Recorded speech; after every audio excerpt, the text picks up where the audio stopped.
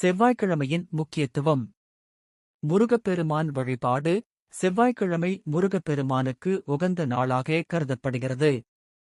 இந்நாளில் முருகன் கோவிலுக்குச் சென்று நல்லெண்ணெய் தீபம் ஏற்றி வழிபட்டால் நோய் நீங்கி செல்வம் பெருகும் என்பது நம்பிக்கை.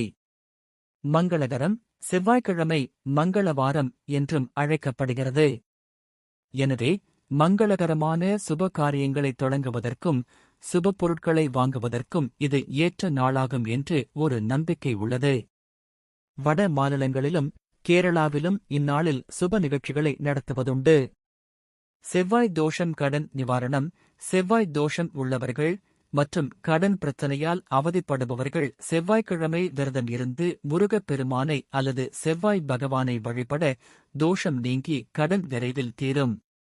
வாங்கிய கடனை செவ்வாய் ஓரையில் திருப்பித் தரத் தொடங்கினால் அது விரைவில் அடைபடும் என்றும் கூறுவார்கள். பூமி மற்றும் சகோதரக்காரகன். செவ்வாய் பகவான் பூமாதேவியின் மைந்தனாகவும் சகோதரக்காரகனாகவும் கருதப்படுகிறார். இவரை வணங்குவது வீடு, நிலம் சம்பந்தப்பட்ட நன்மைகளையும் சகோதர உறவு பலப்படவும் உதவும். மௌன விரதம். செவ்வாய்க்கிழமை அன்று மௌன அங்காரக விரதம் அனுஷ்டித்தால் அது ஒரு யாகம் செய்த பலனை தரும் என்று சாஸ்திரங்கள் கூறுகின்றன. துர்க்கை மற்றும் Bhairavar.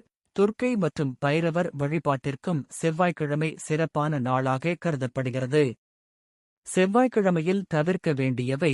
Things to generally avoid. சோகஸ்மெலி. விவாதம். செவ்வாயோ வெறும்வாயோ என்ற பழமொழிக்கேற்ப செவ்வாய்க்கிழமை அன்று முக்கியமான விவாதங்களில் ஈடுபடுவதை தவிர்ப்பது நல்லது. முடி நகங்கள் வெட்டுதல்.